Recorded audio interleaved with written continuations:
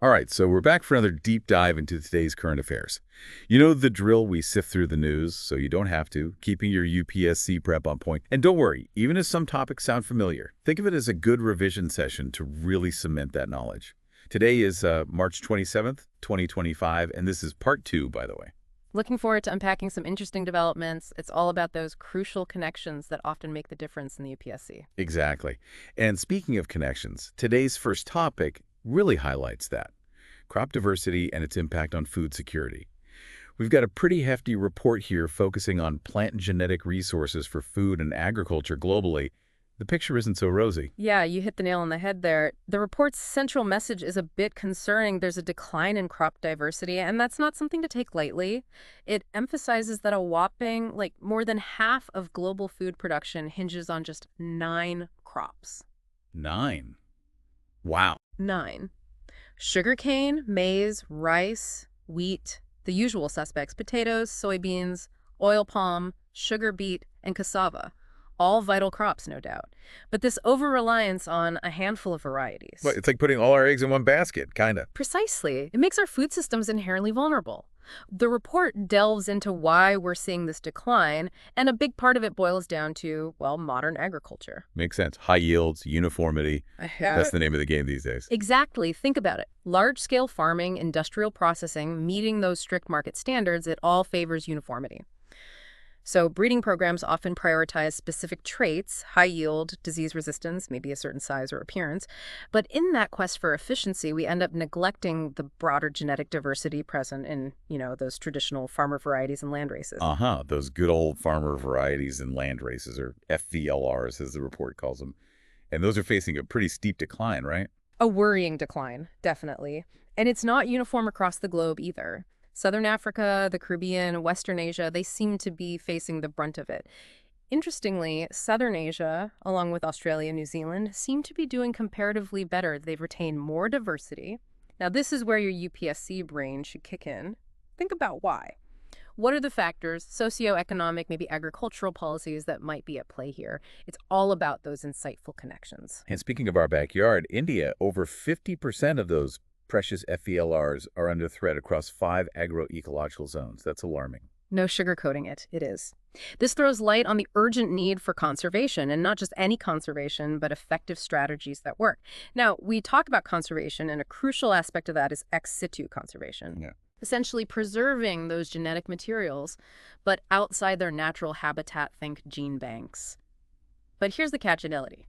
The report points out some serious roadblocks. Funding that's, erratic, shortage of folks who actually know this stuff, political will that's not always, let's say, consistent, and even infrastructure that doesn't quite cut it. So lack of resources and support, basically. Pretty much. And this is where you, as a UPSC aspirant, need to think critically.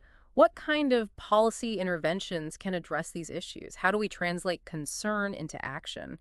That's what sets apart those high-scoring answers. Okay, so big picture. Why should a UPSC aspirant be losing sleep over this whole crop diversity decline? Simple. Our food systems are at stake. Think resilience. Think long-term food security. We need diversity to ensure a stable, nutritious food supply, especially when you consider the challenges we're facing, climate change being a biggie. Climate change is the elephant in the room. Always. Adapting to a changing climate, building resistance to pests and diseases, diversity is key. Plus, it's the foundation for future crop improvement.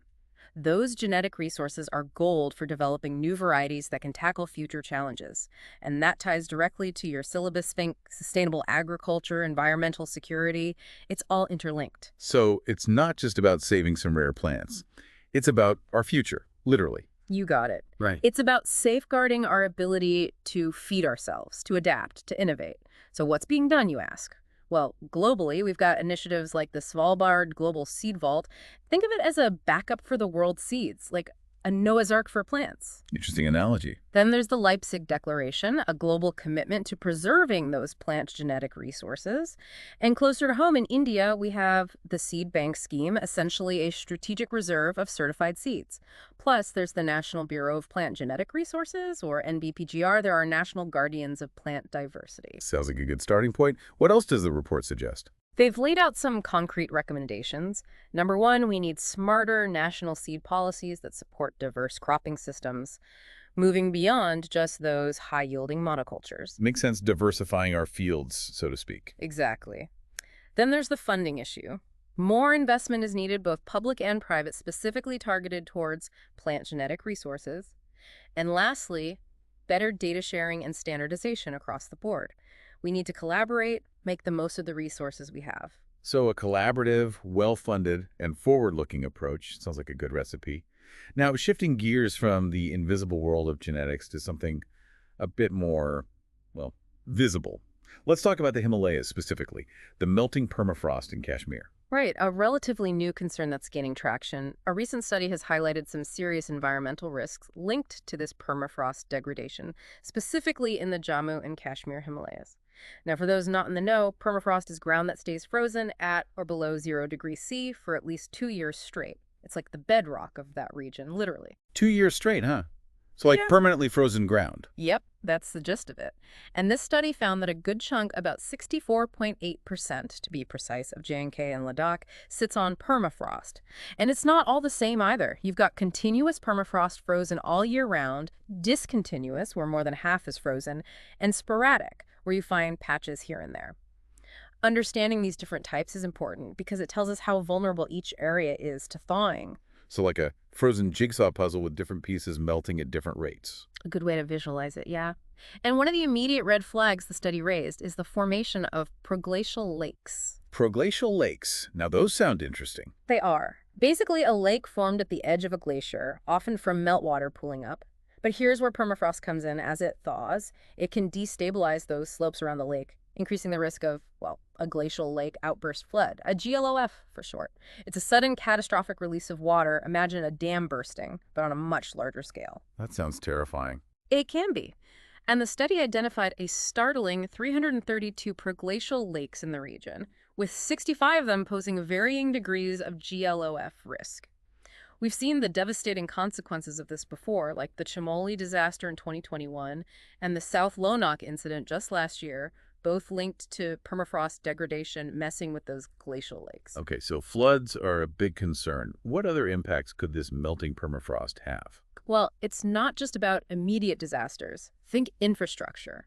Think security, especially in a sensitive zone like Ladakh, where many strategic roads pass through permafrost areas. As it thaws, the ground can sink, become unstable, and that can wreak havoc on those roads. Not good, especially in such a crucial region. Exactly. Plus, permafrost influences the region's entire water cycle, how rivers flow, how much groundwater we have. Its degradation could trigger major hydrological changes, messing with ecosystems and impacting local communities. For a UPSC perspective, consider the ripple effects on border security, regional development. It's all interconnected. So a whole cascade of consequences. Pretty much. Now, the million-dollar question, what's driving this permafrost meltdown? Well, the study points to rising surface temperatures as the main culprit. Classic climate change. But natural events like earthquakes can also shake things up, literally. And then there's us human activities can worsen the situation. Ah, the human touch. Deforestation, building those massive dams and roads, even real estate development, they all mess with the local thermal balance, speeding up the thawing. It's like we're poking the permafrost bear. Not a good idea, I imagine. So what's the way forward? What can be done to tackle this? The study's pretty clear. We need smarter planning. Integrate that permafrost and cryosphere data into regional planning, infrastructure, land use, everything. And risk-sensitive zoning is key. Don't build where it's going to melt and crumble. Sounds logical. And we can't manage what we don't monitor, right? So better monitoring is crucial. Using satellites, LiDAR technology, keep a close eye on that permafrost and how it's changing. And finally, those environmental impact assessments, EIAs, they need to explicitly consider the risks of permafrost thaw. Whether it's a GLOF, a landslide, or just the ground becoming unstable, we need to factor that in before any development project gets the green light. So a mix of smart planning, vigilance, and responsible development. You nailed it. Now let's switch gears from the ground beneath our feet to the vast expanse above space. The James Webb Space Telescope has been sending back some incredible images, including one showing a star being born. I saw that. Absolutely stunning. It is, right? NASA and the European Space Agency released these composite images. They show a plume of gas and dust shooting out from a young star about 625 light years away. It's like a cosmic fireworks display marking the birth of a new star. And this James Webb Telescope launched in 2021. If I'm not mistaken, it's really living up to the hype, huh? Oh, absolutely. It's a marvel of engineering. designed to study the universe primarily in infrared, so it can see through those dust clouds that would normally obscure our view. We're talking about unprecedented insights into the cosmos. So we're literally seeing things we've never seen before. You got it. Now, this image of a star forming, it's a window into the entire life cycle of a star, from birth to, well, death. It's a fascinating story, really. Starts with a nebula, a giant cloud of gas and dust. Mostly hydrogen and helium, the basic building blocks. And then gravity does its magic. Exactly. Gravity pulls that nebula together, it collapses, gets denser and hotter, starts spinning. Eventually, you get a protostellar disk that's your baby star in the making. And then it enters the main sequence that's like the star's adulthood, right? Spot on. That's where the star spends most of its life, steadily fusing hydrogen into helium in its core, releasing a tremendous amount of energy. That's what makes it shine. Our sun, by the way, is a main sequence star about halfway through its life. So we're in the middle of our sun's story then. Fascinating. We are. But eventually, that hydrogen fuel runs out. And what happens next depends largely on the star's mass. Low to medium mass stars like our sun, well, their core contracts, but the outer layers expand like crazy. They become red giants. Red giants, I remember reading about those. Now, for massive stars, they evolve into supergiants even bigger. And they don't just stop at helium, they fuse heavier and heavier elements all the way up to iron. Wow, so stars are like element factories. In a way, they are, but fusion can only go so far. Eventually, for those low to medium mass stars, the outer layers are ejected. It's like a cosmic exhale, and that forms a planetary nebula, a beautiful glowing shell of gas. Like a star's last hurrah. You could say that. What's left behind is a dense white dwarf, the core of the star. Now, if that white dwarf stays below a certain mass, the Chandrasekhar limit, about 1.4 times the mass of our sun, it's stable. But for massive stars, their end is a bit more, well, explosive. Think supernova. When their core is mostly iron, fusion can't go on anymore. Gravity takes over, the core collapses, and boom. You have a supernova, one of the most powerful events in the universe. Okay, that definitely sounds more exciting than a white dwarf. It's quite a show, and what's left behind after that supernova depends on how massive that core was. If it's between 1.4 and 3 solar masses, you get a neutron star, incredibly dense, made up mostly of neutrons. So like a super compact star. Exactly. But if the core is even more massive, over 3 solar masses, gravity wins, and you get a black hole. An object so dense with gravity so strong that nothing, not even light, can escape. Black holes, those are the ultimate cosmic enigmas, right? Yeah. Okay, back down to earth now. There's been some news regarding the judiciary. The Chief Justice of India has initiated an in-house inquiry into a Delhi High Court judge's conduct. Can you shed some light on this whole in-house inquiry process? Sure. It's a mechanism to address allegations of judicial misconduct that may not warrant the full-blown impeachment process, which, can be quite lengthy and complex. It's all about ensuring judicial ethics and accountability. It evolved from the C. Ravichandran Iyer v. Justice A.M. Bhattacharjee case back in 1995. So like a streamlined way to deal with these issues. That's precisely. Yeah. And in 2014, the Supreme Court laid out a clear 7-step procedure for these inquiries. 7 steps. Okay, give me the rundown. How does it all start? So someone can lodge a complaint. It could be with the Chief Justice of the High Court, the CJI, or even the President of India, who would then forward it to the CJI. Okay, so the CJI is at the center of this. Yep. Now, if after a quick review, the CJI feels there's something to the allegations, they might ask for a report from the Chief Justice of the relevant High Court. And if that report recommends further action, the CJI sets up a 3-member inquiry committee. 3 members, who are they? Usually 2 Chief Justices from other high courts and 1 judge from a high court. And they have some leeway. They can decide the nitty-gritty of the inquiry procedure, but it has to follow the principles of natural justice. Ensuring the accused judge gets a fair chance to present their side. Fair enough. So what happens after the inquiry? What are the possible outcomes? Well, they submit a report to both the CJI and the judge being investigated. Now, if they find those allegations are serious, the CJI might advise the judge to step down, resign, or retire. If the judge refuses, then the CJI can direct the High Court's Chief Justice to withhold judicial work from that judge. And the President and Prime Minister are informed, which could kickstart the formal removal process, impeachment. Okay, so there's a clear escalation path. And you mentioned impeachment. That's the big gun, right? It is, and that's laid out in the Constitution itself. Article 124.4 deals with removing Supreme Court judges, and Article 217 extends that to High Court judges. The grounds for removal: proven misbehavior or incapacity, though the Constitution doesn't really define those terms precisely.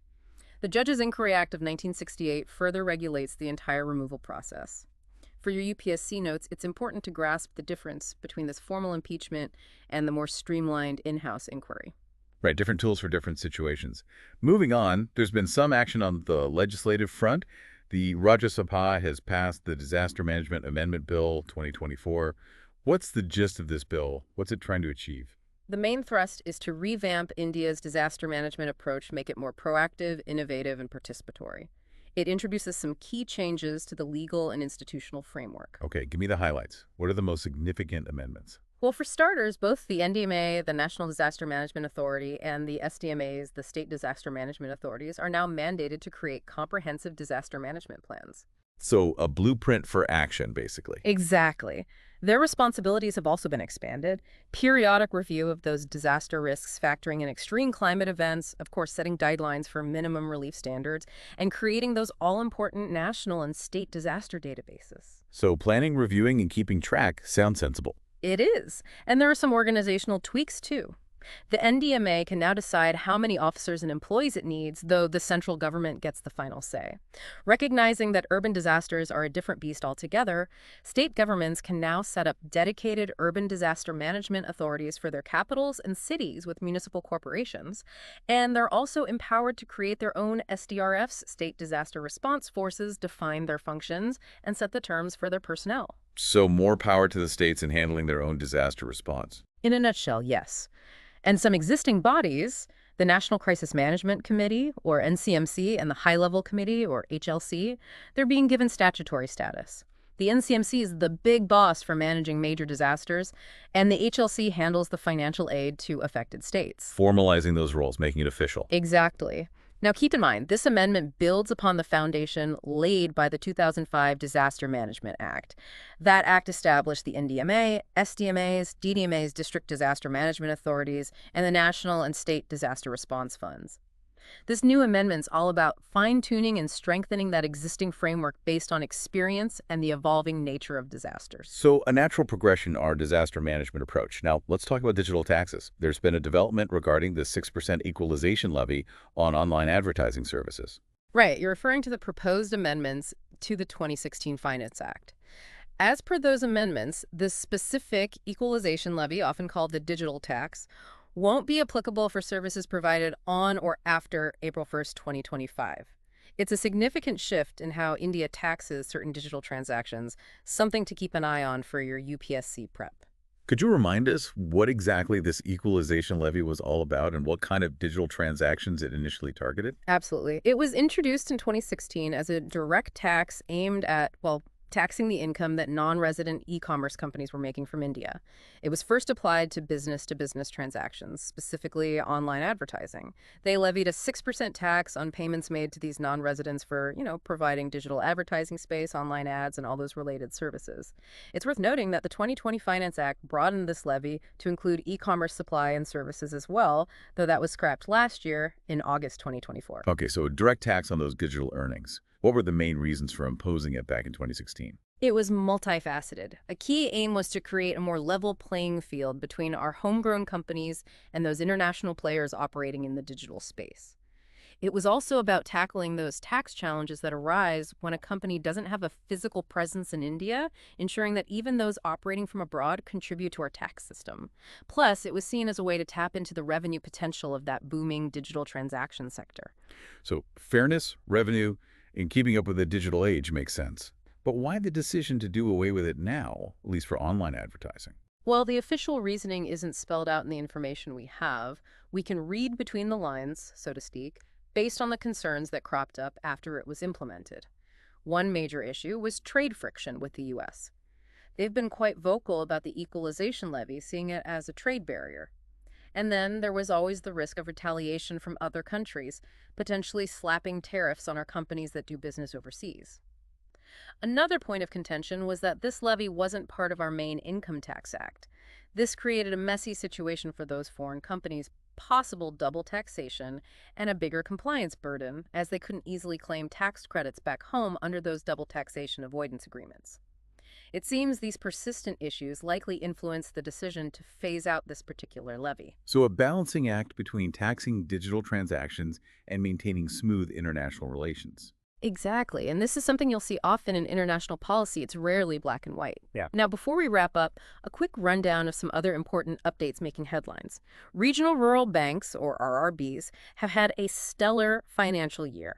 They've reported record profits for the 2023-24 financial year. That's great news. Indeed. Their key financial indicators, things like their CRR, deposits, NPAs, non-performing assets, and their credit deposit ratio, they're all looking good. Now, just a quick refresher, RRBs were set up back in 1975 to boost rural development, providing credit and other facilities, mainly to those who need it most, small and marginal farmers, agricultural laborers, artisans, small entrepreneurs in rural areas. It's a joint effort. The government of India holds 50% ownership, the sponsoring bank 35%, and the state government 15%.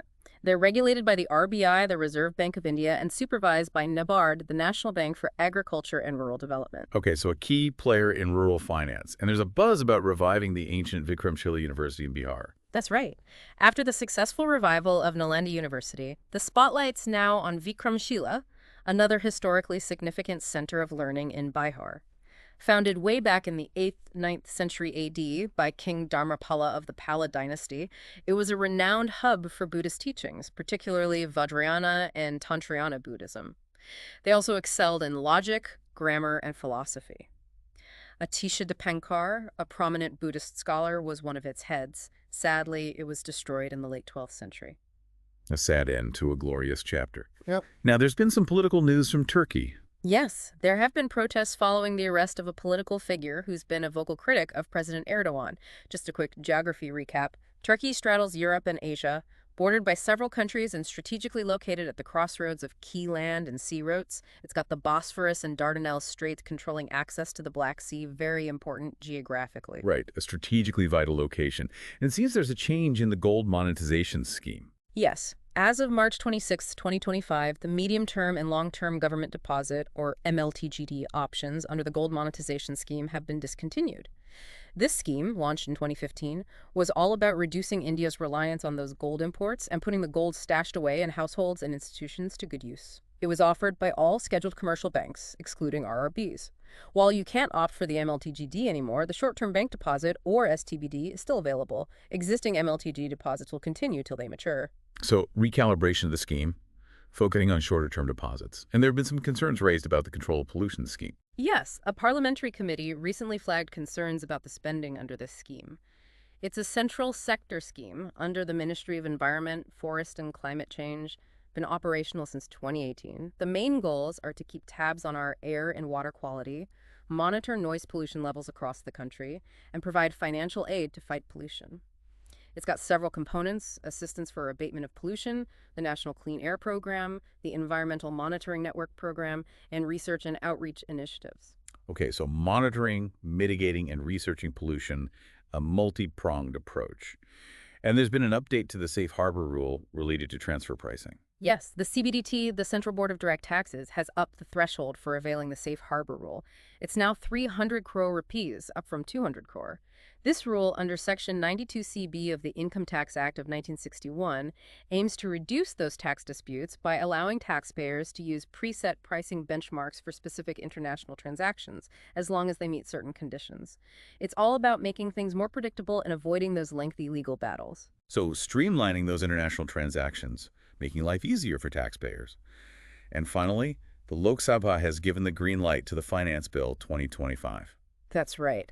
Now, for your UPSC understanding, it's important to remember the difference between a money bill and a financial bill. They're defined in Articles 110 and 117 of the Constitution. And within those financial bills, there are two types. Some have elements of a money bill, while others deal with expenses from the Consolidated Fund of India. Each type has specific rules for how they're introduced and whether they need the president's nod. Right, those constitutional nuances are always important. And last but not least, we have a new version of the BHM app. Yes, the NPCI, the National Payments Corporation of India, has launched BHM 3.0. It's the latest iteration of BM, the Bharat Interface for Money app. This update has a bunch of new features: more language support, tools to track, manage, and split expenses, better performance in areas with weak internet, a built-in task assistant for reminders, and BHM Vega, a payment solution for online merchants. So a more user-friendly and feature-rich BHM. And with that, we've covered a lot of ground today, from genes to glaciers, from stars to, well, digital taxes and payment apps. It's all relevant for your UPSC journey, folks. Absolutely. Remember, consistency is key. Yep. Even if you've come across some of these topics before, revisiting them helps solidify your understanding and build those crucial connections. And that's the key takeaway, isn't it? It's all connected. Think about it. How might something like permafrost melting in the Himalayas ultimately impact food security in the region? How will those changes in crop diversity play a role? It's these big picture connections that will elevate your UPSC preparation. Spot on. And don't forget those broader trends. We've talked about technological leaps from space exploration with the James Webb Telescope to those advancements in digital payments with BHM. We've discussed policy shifts, be it disaster management or those tweaks to our digital tax regime. It's all a reflection of India's evolving priorities in a world that's constantly changing. So keep those analytical gears turning, folks. Stay curious, dive deeper into these issues, and you'll be well on your way to acing those UPSC exams. If you found this deep dive helpful, hit that like button, subscribe, and we'll see you in our next analysis. Until then, keep those minds sharp.